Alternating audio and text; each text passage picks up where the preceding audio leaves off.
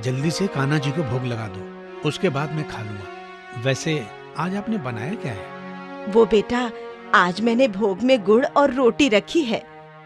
माँ, आप भोग में कान्हा जी को खीर और हलवा क्यों नहीं खिलाते? अरे बेटा, ऐसी बात नहीं है, अभी थोड़े दिन बाद ही इसका भोग लगाऊंगा, अभी पैसे नहीं है ना। ठीक है पिताजी। तत्पश्चात सुमन कान्हा जी को भोग लगाकर अपने बेटे को प्रसाद देती है और आसपास के लोगों को भी बांट देती है। दरअसल मोहन का परिवार बहुत गरीब था। वो एक छोटी सी झोपड़ी में रहते थे।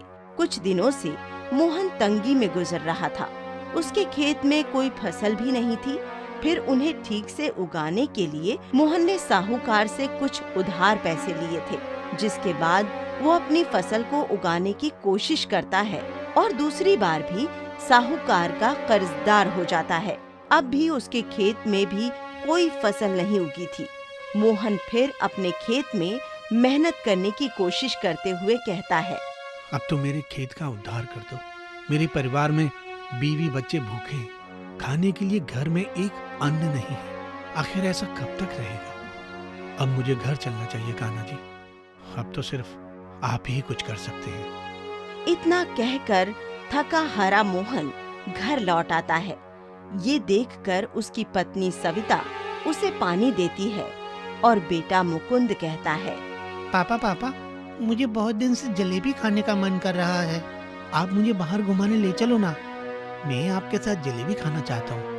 मेरे सभी दोस्त अपने मम्मी पापा के साथ जाते हैं। बेटा, थोड़ी दिन और इंतजार कर ले।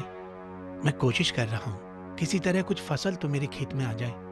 जब कुछ बेचूंगा तभी तो पैसे लाऊंगा। हाँ बेटा, तेरे पापा बिल्कुल सही कह रहे हैं। ठीक है माँ, मैं इंतजार कर लेता हूँ। कान्हा जी मेरे पापा को जल्दी पैसे दे दें। ठीक है, हम कान्हा जी के मंदिर चलेंगे। कुछ समय वहाँ हमारे मन को शांति तो मिलेगी। ये बोलकर वो कान्हा जी के मंदिर जाते ही हैं कि एक गोपाल नाम का भिखारी उनके सामने आकर कहता है, भैया, मुझे खाने के लिए कुछ दे दो। 4 दिन से मैंने कुछ नहीं खाया है, बहुत भूख लग रही है।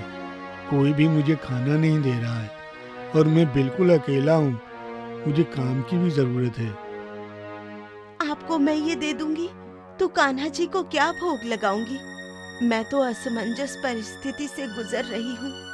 आटे के लड्डू हैं जो कि मैंने गुड़ डालकर बनाए हैं। ऐसा करो सविता, यही खिला दो। क्या पता कान्हा जी हमसे प्रसन्न हो जाए, क्योंकि भूखे को खिलाना जरूरी है। आप बिल्कुल ठीक कहते हैं। ये लीजिए भैया, ये लड्डू खा लीजिए। वाह, ये लड्डू तो अत्यंत स्वादिष्ट है। आपसे एक विनती और है कि आप मुझे काम दे दीजिए। मैं तुम्हें कैसे काम दूंगा?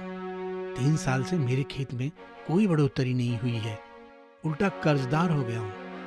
मेरे खेत में कोई भी फसल नहीं आ रही है, तो तुम क्या काम करोगे? मुझे एक मौका तो दीजिए भैया। मैं पूरी कोशिश करूंगा कि आपका खेत फिर से हरा भरा हो जाए। कृपया मुझे मना मत कीजिएगा। अच्छा ठीक है, तुम हमारे घर में रहने चल सकते हो। इतना कहकर मोहन गोपाल को घर ले जाता है। फिर अपने घर के बचे कुचे भोजन से उसकी भूख शांत करता है। अगले दिन मोहन गोपाल को अपने खेत ले जाता है, जहाँ वो अच्छे से जुताई कर खाद डालकर नई फसल उगाने की मेहनत करता है। अरे गोपाल, कितना काम करोगे? दोपहर का समय हो गया है, आओ खाना खा लो। बस थोड़ी देर और, मैं अभी आता हूँ। फिर थोड़ा और काम करने के बाद गोपाल मोहन के साथ उसके घर लौट जाता है, जहाँ वो भरपेट भोजन करते हैं। एक शाम सविता छाछ भिगो रही थी, जिससे वो मक्खन निकालकर अलग कर देती है। फिर गोपाल देखकर कहता है, अरे वाह, माखन माखन खाए तो हमें बहुत समय हो गया है। बहन, क्या तुम मुझे माखन दे सकती हो? हाँ, ये लो, तुम भी माखन खा लो भैया, और थोड़ा सा मुकुंद को भी खिला देना। बिल्कुल, आओ मुकुंद, साथ में माखन खाते हैं। तभी गोपाल मुकुंद के साथ बड़े चाव से माखन खाता है। ये देखकर सविता देखती ही रह जाती है। 2 महीने गुजर जाते हैं। मोहन के खेत में अच्छी फसल की पैदावार आती है, जिसे वो मंडी में बेचकर धीरे धीरे अधिक पैसा कमाने लगता है और उन पैसों को गोपाल जोड़ जोड़ कर एक बक्से में रख लेता है और कहता है, अब मुझे मेरे असली स्थान पर लौट जाना चाहिए। इतना कहकर गोपाल वहाँ एक चिट्ठी छोड़कर चला जाता है। शाम को सामान बेचकर जब मोहन आता है तो गोपाल को ढूंढने लगता है। गोपाल, गोपाल, मेरे भाई, कहाँ हो तुम? कब से दिख नहीं रहे हो? सविता, मुकुंद बेटा, गोपाल कहाँ है? आज सुबह से मेरे साथ नहीं है। अजी, गोपाल कहाँ गया? मैं भी कब से देख रही हूँ। मुझे भी नहीं पता मामा कहाँ चले गए। अरे, यहाँ पर एक चिट्ठी रखी है, जरा देखता हूँ। मोहन भैया, आप सभी यहाँ पर अब कुशल मंगल से रहिएगा। मुझे मेरे असली जगह वापस जाना था, तो मैं जा रहा हूँ। मेरा ख्याल रखने के लिए धन्यवाद। आपका गोपाल। गोपाल ऐसे कैसे चला गया? उसने तो हमसे अपने हिस्से के पैसे भी नहीं लिए। उसी की वजह से आज हमारे खेत में इतनी हरियाली है। 2 वक्त की रोटी भी बड़े प्यार से खा पा रहे हैं। सविता, गोपाल का यूं जाना मुझे बहुत खटक रहा है। वो बिल्कुल अपना सा लगा था। शाम की आरती का वक्त हो गया है कान्हा जी की। सविता, पूजा की तैयारी करो। माँ, आज तो भोग में श्रीखंड बनाओगी ना? हाँ बेटा। तभी सविता शाम का भोग और पूजा की तैयारी कर आरती करती है। कान्हा कान्हा कब से पुकारूं, हर पल तोहरी राह निहारूं। कृष्ण गोपाल की जय। इसके बाद सविता मुकुंद के हाथ से कान्हा जी को भोग लगा देती है।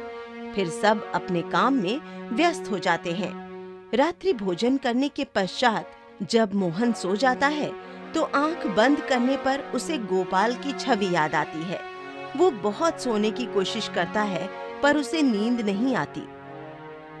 गोपाल के लिए इतना व्याकुल क्यों हो रहा हूँ? मुझे कुछ समझ नहीं आ रहा। सोने की कोशिश करता हूँ।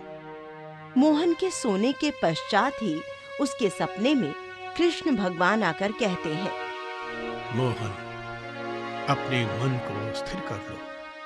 मैं तुम्हारे पास ही हूँ। अगर फिर भी मन अशांत है तो मेरे दर मुझसे मिलने चले आओ। मैं तो तुम्हें वृंदावन ही मिलूंगा।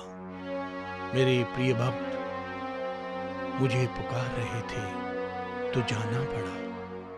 इतने समय से मैं तुम्हारे साथ जो था। कान्हा जी, आप मेरे घर आए थे और मुझे पता भी नहीं चला। घर आकर आपने किसान का काम किया। क्षमा कर दीजिए प्रभु, मुझे क्षमा कर दीजिए। मैं अपने परिवार को लेकर सुबह आपके दर आऊंगा। इतने में ही मोहन के नेत्र खुल जाते हैं। सविता, सविता, हमें वृंदावन के लिए निकलना होगा। मुझे अनुभव हो गया है। हमारे घर पर जो गोपाल आया था ना, वो हमारे लड्डू गोपाल ही थे, हमारे कान्हा जी, और हम उन्हें पहचान ही नहीं पाए। क्या कृष्ण हमारे घर स्वयं आए थे? उन्होंने हमारे खेत को ठीक कर दिया है।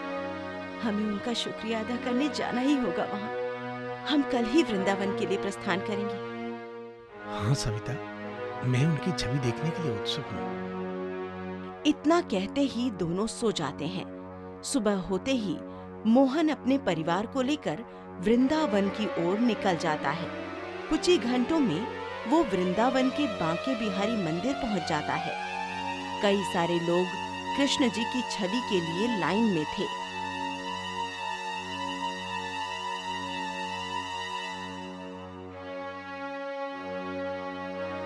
पापा, हम लड्डू गोपाल से कब मिलेंगे? थोड़ा सब्र और बेटा, अब हम मिलने ही वाले हैं। आ जाओ, बांके बिहारी जी के दर्शन करो। आइए, जल्दी से भोग लगा दीजिए। बांके बिहारी जी के दर्शन हो गए बोलो। बांके बिहारी जी की जय। लड्डू गोपाल जी की जय, कृष्ण कन्हैया की जय, वृंदावन धाम की जय। कान्हा जी, आप हमारे घर तक आए, हमारी उजड़ी हुई जिंदगी को संवार कर चले गए। आपका बहुत बहुत धन्यवाद कान्हा जी। ऐसे ही हम सब पर अपनी कृपा बनाए रखिए।